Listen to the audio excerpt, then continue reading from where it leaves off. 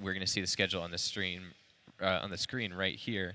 But we saw Arlington is already out of Group B, and we're going to be seeing ACU versus SMU coming up shortly here. Yep, and Arlington out in first place there, so ACU and SMU will be coming up here in just a moment. So the winner of them will actually be advancing to the quarterfinals, and then we'll get to see who they're going to play against a little bit later for that. So we got an opportunity to speak with a few of the teams, so we got a few players that we'll keep an eye out for, and we'll get into that once we actually get the game going, just so that we can give you guys a little bit more insight for some of the players, a few of the characters that they're going to be playing. Yeah, and I'm really impressed Arlington able to make it out of the group stage first place. What do you think about that? Solid job from them, speaking with them, and judging by their rankings and everything else, I'm not too surprised for it, but it'll definitely be interesting for coming up to see how the teams are going to be matching up, what type of meta is kind of developing for everything. I know that a lot of teams are going with the 3-3 comp with the 3 supports and the 3 taints, goats, as they like to call it, for those of you. And so we'll definitely be checking them out in just a moment. As soon as the teams get loaded up, get into the lobby and everything. Mr. Bob Sparks is the person that I'm going to be keeping an eye on for sure. Try and see what he's going to be able to do for his team. And then Archie as well, who they had mentioned was a really high-ranking player. We won't mention it just yet until we actually see him in-game, but he'll definitely be somebody to keep an eye out for. Yeah, those are definitely our players to watch going into this match. And, of course, we got to go with our picks. Who are you taking in this matchup? I think I'll actually go with ACU. I think that's what I'll end up saying for that. Yeah. Well, I mean, I got to go with the hometown favorites, I'm guessing. I really like SMU here. I think they've got a good shot, and I think Archie's really going to show off his skills well today. Yeah. And that'll definitely depend on teamwork. I mean, Archie, even though he's going to be such a high-rated player and everything, we'll see how much he's going to be able to carry his team exactly, depending on who the teams are able to focus and their synergy for everything. We'll definitely find out what's going to be going on. And it looks like we are getting into the maps here very shortly. We're going to be playing on Volskaya Industries. Seeing that statue right there, pointing to the sky. I've always wondered how the Mets don't get frozen off in the far distances for everything. You would think that those things would be all stiff and whatnot. The robots? Yeah, definitely. No. They know that the robots are going to be in Russia, right? So they build them like specially with the like ice armor or whatever to like make sure that they don't freeze, you know. I guess. Then why do they have that main one inside? These are questions that we must know. Yeah. I mean, where are our answers? Well, it looks like we're going to be starting with ACU on the defense here. And this first point on Volskaya can be very tough to crack. Sometimes people cap it really fast, other times people full hold, so. Yeah, Volskaya is definitely a bit interesting since you do have the flank around the left-hand side, depending on how you're looking at it. But coming out of the offensive side, if you have people with mobility who have a little bit more aerial movement, such as the D.Va, maybe like the Lucio Tracer, you can triple blink up over that point. Winston's a little tricky for that jump. Make sure you don't try that without some practice in your comp games, or else people are definitely going to be mad at you. Yeah. But we'll see if we're going to see any flanks here. Pharah's typically come out on the first point since you have a bit of wide open area on the point. It's going to be a bit hard for teams to stay away from all that. But getting into the game, we are going to kick it off here. And here we go. We are seeing SMU come out of spawn now, pushing towards this choke point. They're going to be looking for some poke, looking for that first opportunity. They're going to try and take this engagement here, but this defense of ACU is not really having it right now. SMU trying to look for an opening here. So depending on the low ground, somebody's in the back, though, trying to cap as they're going to be sending somebody off to the point. Actually going to pick off Mr. Bob Sparks. Yeah, there we go. SMU pushing through, already finding their first 2 kills. Looking for more. Mercy going down low. Zarya, no shields. A big anti-nade from AEI on that Ana. Well played, and SMU going to get a very quick cap, just like we were talking about. Yeah, less than a minute here. Looks like that they are going to cap it almost instantly for that, so solid job for SMU to be able to push up into it. ACU looked like they struggled a good bit, as we're going to see a swap coming out as they try to defend on the second point. We'll see how the ultimates are going to favor SMU pushing into this. Of course, the Tracer doing a good bit of damage, probably going to be close to that pulse bomb as they're going to push up. Having this dive comp, we'll see who they actually end up jumping on in the back line, as Reaper up there is trying to melt out the Winston, but doesn't get too much. I'm very interested in, I mean, I wonder why they decided to go for this Hanzo switch on this defense. I mean, personally, I would have gone for like a Pharah or a Junkrat, just try and get as much damage and disruption into this SMU offense as possible. But look, like I said, the Hanzo is not working. Already 2 kills, make it 3, make it 4 with the Diva Bomb from Vespa there, and it's just going to be cleaning up the rest of this fight for SMU. Trying to stall the game outright here. Hardcates is going to fall as the percentage tits up over 50%. We see the Winston Primal Rage popped in the back, trying to charge in with the Reinhardt, but doesn't find too much, trying to get knocked off the stage as Archie. Trying to get a cheeky little boop there from Hammer Doom, but unable to find what he was looking for. And the Earth Shatter and the Death Blossom come in for ACU. Will they be able to stabilize this? They've taken down both of SMU's healers. That was actually really impressive for them to be able to, seems, recover there at the very end. We did actually see the Reaper ultimate coming out on the point, probably being able to dish out enough damage for the rest of the team to be able to stabilize on the point. So ACU, solid job on the defense. Ooh, somebody's contesting though. Yeah, I'm not really sure what they were going for there. Maybe just trying to get a little bit of extra percentage. But, I mean, I thought that fight was all but over. I thought we were going to be seeing ACU get ready for their attack run here. But great stabilization by them. And they've still got some ults left to work with. Yeah, seeing that we do have the sound barrier going to possibly come out. We actually have the grab lead off the fight, though. D.Va will be trapped in. They're going to get demethed, and Winston will fall as well, as it seems it's all but clean up here, and the defense will likely hold, trying to kill the baby D.Va. Gets her in the very end. And, you know, I know that Sombra's really strong right now, but I think it's time for SMU to give up on the Sombra pick. Yeah, likely. It's really reliant, of course, on being able to kind of take the team by surprise. You got to get that EMP up extremely quickly. But once the team actually knows that you're running it, and then once you're running it consistently, it can be a bit hard to catch people off guard, since they're knowing, hey, maybe we have to hide some of our healers, save their ultimates, maybe save some of their offensive abilities so they can pop out around the corner afterwards. As Archie's kind of just around the corner poking, we'll see who's jumping in here.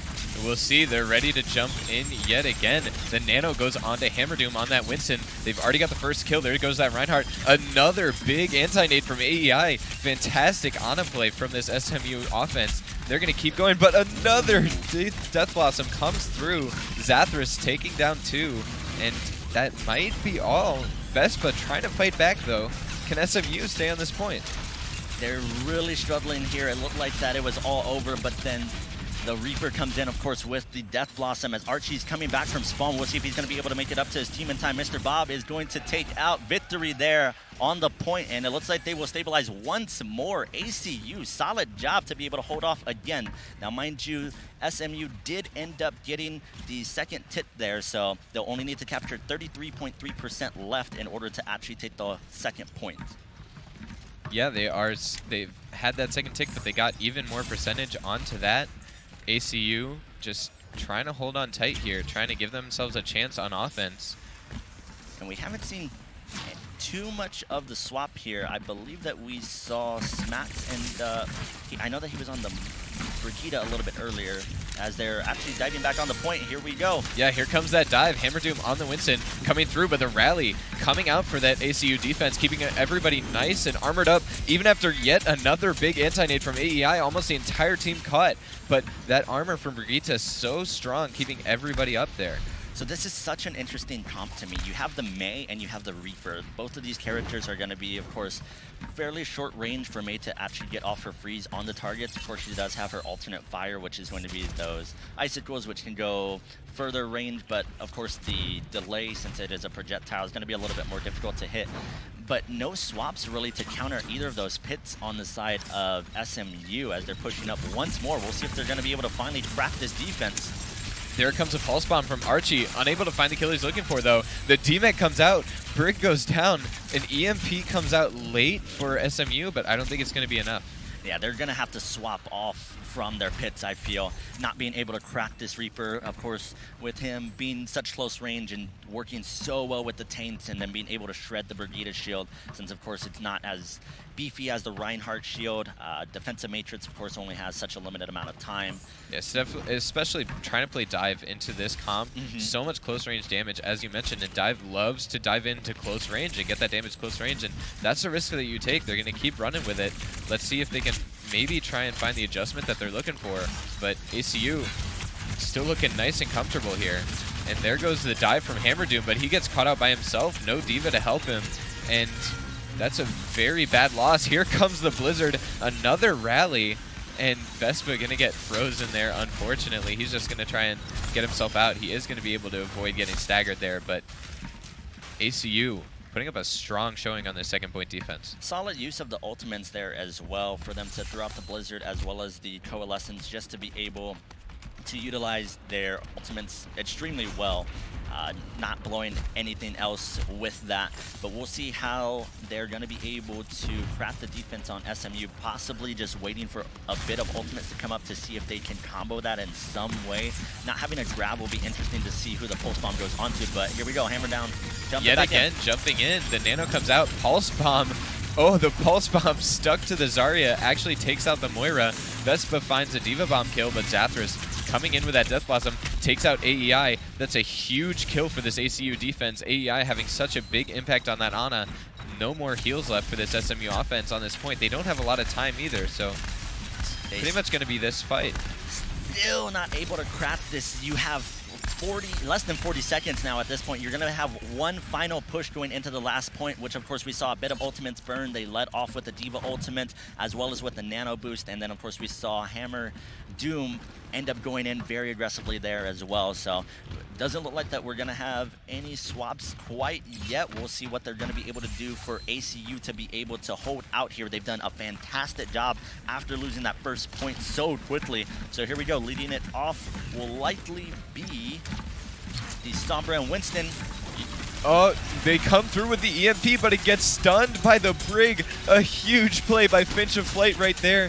That was, I think, another one of our people to watch out for. And Mr. Pop Sparks on that Mei, finding so many kills, but really, I mean, we saw it coming in. The camera was on it. Cryptism, perfect positioning on that Sombra, coming in, ready to get the EMP, and Finch of Flight right there for the stun. That was amazing. Good job for him to be able to realize who he needs to focus on and to be able to get that stun off and completely neutralize that EMP from the Sombra. That probably totally won them the fight, just flat out. As soon as that was gone from the equation, then ACU is just looking so good there. And now the real question is, how does SMU bounce back? That was a really long, tiring. I mean, I don't know if you guys have ever had to run into a tough point 2 defense. It's really tiring. They've got to somehow avoid that tilt, avoid that negative mentality, turn it around here, try and get a good defense, and try and keep ACU from pushing onto them. So what we saw earlier was the teams blocking down at the gate. We've seen a variety of defenses maybe being up on near the main point, kind of on that, what would you say, kind of like that small shelter. Playing around Mega more than playing around shelter, I would say. Yeah, and so some teams even play up on the back archway as well to try and set up with maybe like an Orisa or a Reinhardt, just so that you can scout out where the team's going to go. And then you have the versatility to be able to jump down onto the point, or of course if the attackers jump up to you, you can also jump down, because of course you can jump down rather than trying to jump up on people that don't have the mobility like a Reinhardt, maybe like a Reaper, who of course takes time to be able to get back up and all of that. So we'll see where they end up defending as we get into the side swap here, as we'll see ACU take their crack at the offense and see what they're able to do. Of course, SMU putting up such a quick time for the first point. Of course, it's not always how you start off, it's how you finish. So SMU getting up to that 80.3%. So we'll see if they're going to be able to craft that. Of course, they only have to beat that percentage, so 80.4 will win them the game. But of course, they have to get past this first point in order to do that, as they're pushing up through the choke. Looking for their engagement here. They're playing with more close range DPS once again.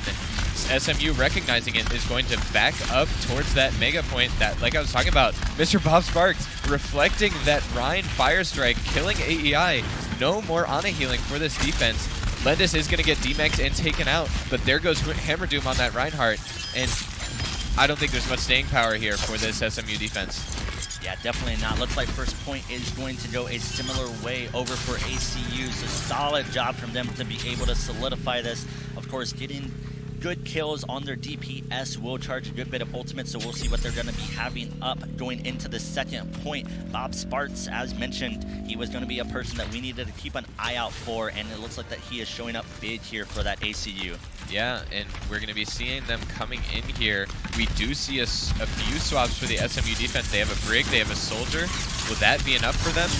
And Smags already starting off with a kill, but Bob Sparks with that Dragon Blade finds 2, looking for more, but Cryptism says, I don't think so. 3 kills on the Junkrat from Cryptism, make it 4. He is just landing pipe after pipe onto this ACU offense, and Lendis, oh no, the baby diva. The poor Stagger here. Ooh. She's going to have such limited options. There's a possibility that she can get back in the mech, but solid job from Grip to be able to just destroy the Genji after he took out a few of his teammates. Good positioning from them to be able to split up around the openings onto the point so that everybody didn't get totally just annihilated by the Genji blade. So we'll see a Mei on defense as well. Yeah, we're going to be seeing Cryptism switching to the Mei. Apparently they really liked the way ACU played that Mei. They're going to try and play him back into him. And let's see, ACU trying to push in here. There comes a sound barrier for this offense, keeping everybody nice and healthy. Primal Rage comes through. The Death Blossom from Zathras finds AEI. Reinhardt so low. Can he take down Hammer Doom? Both supports down for this defense already, and it's looking like doom for SMU right now. So many people are tying Paco to Taco on this Winston, finishing off so many kills. Yeah, late grab came out right here. They're trying to get back to the point. Smats ended up popping that rally. Doesn't get there in time. Looks like ACU will take game 1. And look at that. ACU taking Volskaya almost in dominating fashion. I mean, after that .2 defense, I would definitely say dominating fashion. But here's that play the game from Cryptism on Junkrat. Yeah, solid job for them. It feels like they just needed just a moment to try and figure it out from how SMU was actually coordinating their attack. And I got to give big props to the Reaper, even though, of course, Junkrat on the screen there with the play of the game. But look at that, 34 eliminations on the point. I wonder what the percentage of that is going to be overall. It's got to be really high.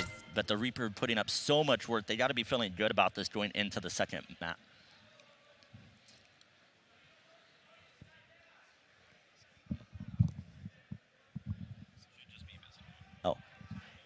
Yeah, actually, we actually aren't going to be going into a second map. These matches are best of 1, as far as I understand it.